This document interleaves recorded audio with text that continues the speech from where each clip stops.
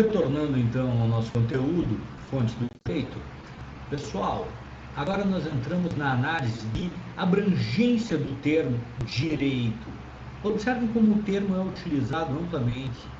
E Montoro, em 1983, apresentou no mínimo, existem várias outras, mas ele apresentou no mínimo 5 acepções que eu achei interessante compartilhar com vocês do que significa o vocábulo direito e da forma como ele é utilizado das mais variadas formas. Então,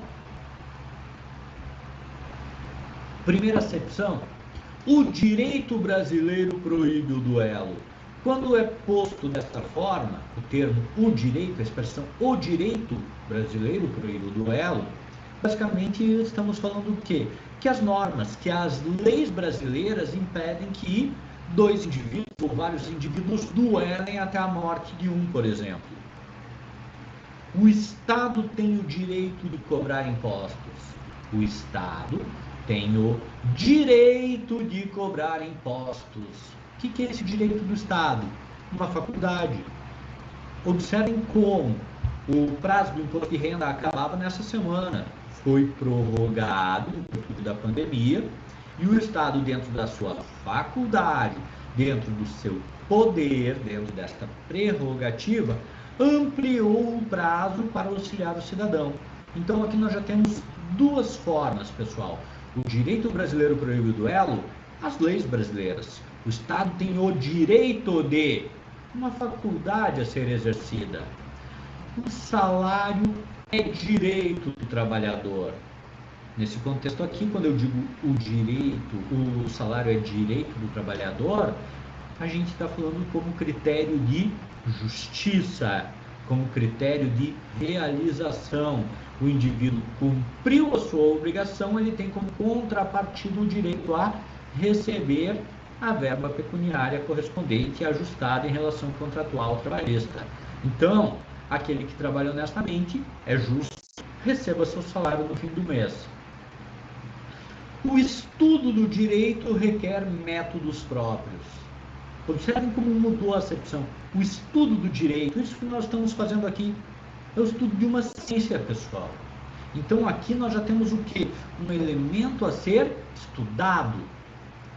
Última frase, o direito constitui um setor da vida social.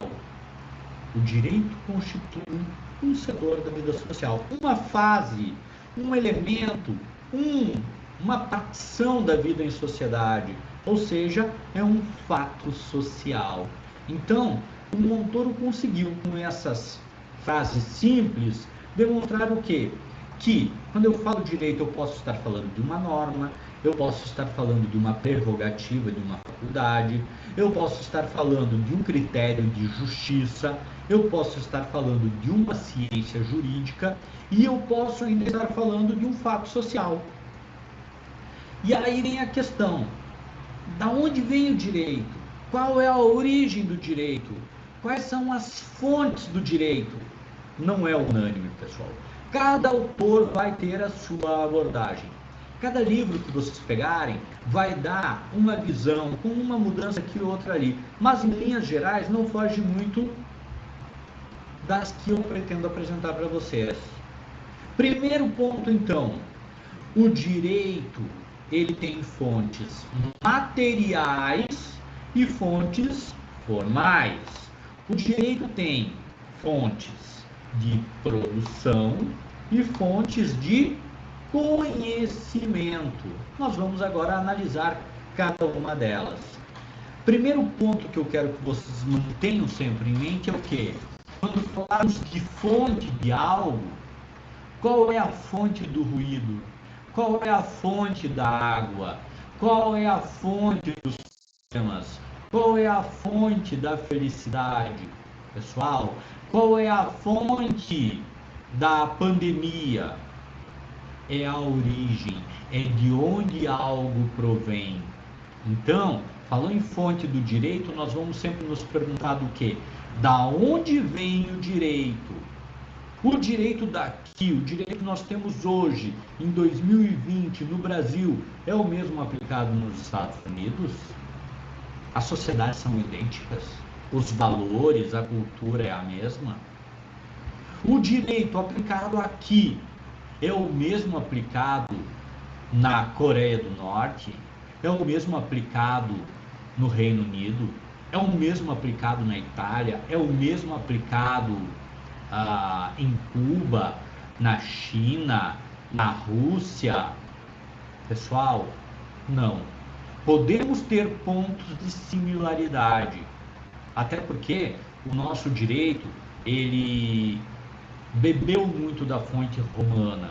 Agora, nós vamos nos ajustando conforme a nossa realidade.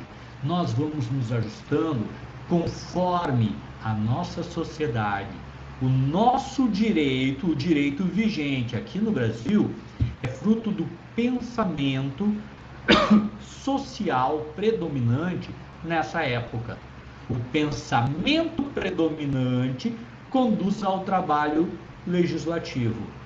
Então, quando eu digo fontes materiais, quando eu digo, e nós vamos tratar desse assunto aqui com mais ênfase, quando eu digo fontes materiais, são as discussões, são as pressões sociais. E aí vocês vão me falar, professor, mas não tem pressão social. Claro que tem. Vocês têm a posição de vocês sobre o direito. Vocês estão trabalhando para mudar o ordenamento jurídico que nós temos. E eu trouxe aqui para vocês um conjunto de imagens buscadas da internet, peguei no Google Imagens, para que vocês possam ver como as pressões populares estão no cotidiano, estão na mídia e estão afetando o direito, sim. As coisas estão mudando conforme a população conclama o legislador. Olha isso. Aqui nós temos esse primeiro slide aqui, marcha pela vida contra o aborto. Ou seja, setores conservadores da sociedade lutam para que as mulheres não tenham direito a praticar o aborto. Engravidou, vai ter que conduzir a gestação até o final, a criança terá o direito à vida e etc. E peço desculpas aqui, retornando. E é assim, então, setores conservadores estão em marcha pela vida.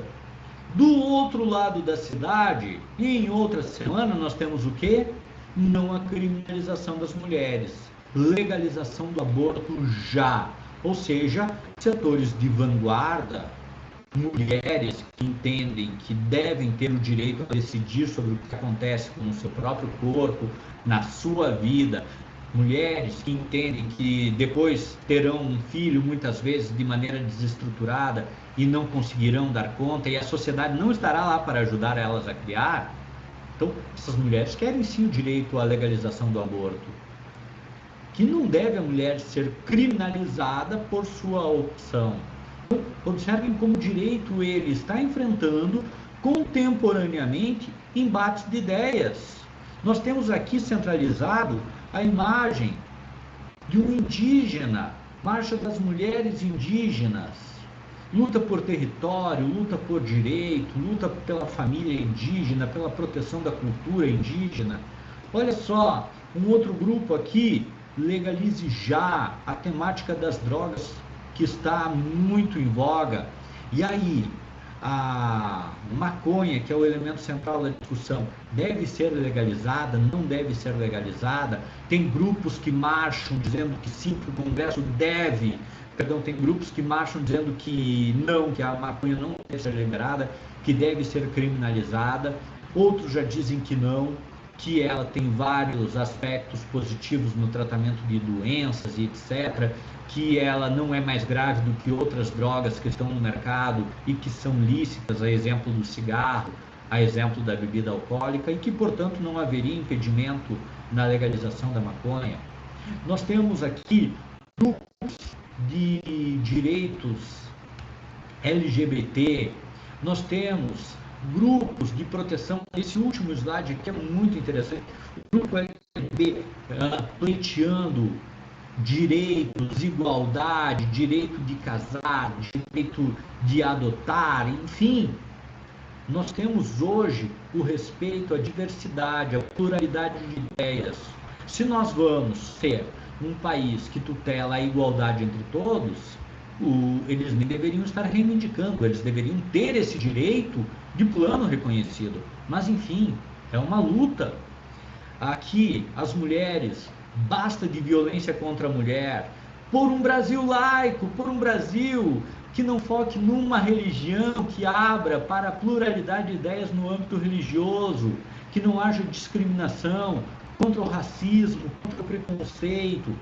Olha só aqui o último slide, sem florestas não há água, sem florestas não há clima.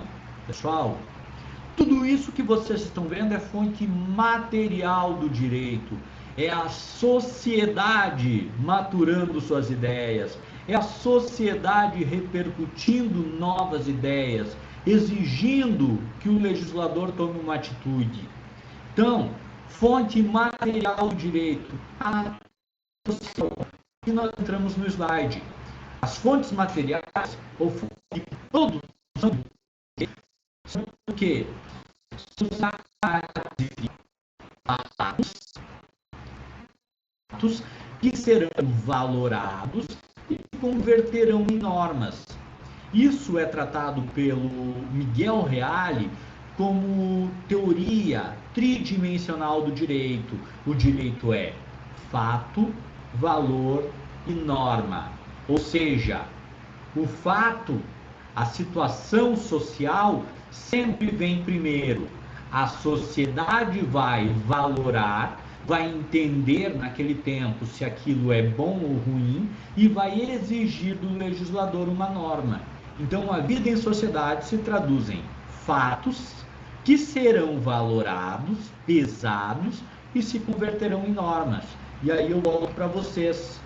Nós temos a união entre pessoas de um mesmo sexo? Temos. Nós temos o fato. Isso gera direitos, isso gera a necessidade de igualdade? Sim. Se eles estão constituindo família, eles devem ser respeitados como família. Se eles querem adotar crianças, eles devem ter esse direito também. Então, se eles são considerados, se eles são reconhecidos como unidade familiar, o direito a adotar, o direito à pensão, o direito a benefícios previdenciários, tudo isso automaticamente deve ser equiparado. A luta é justa. Então, o fato, temos a união? Temos. Temos um valor? Temos. A sociedade hoje não, eu acredito que não tem espaço para preconceito. A mesma coisa vale com relação à violência contra a mulher, a proteção aos povos indígenas, um tema extremamente sensível e importante. A questão, que eu já não tenho tanta opinião, sobre a questão da legalização das drogas. Outro tema de extrema importância, proteção das florestas. Tudo isso são situações fáticas concretas que nós temos hoje.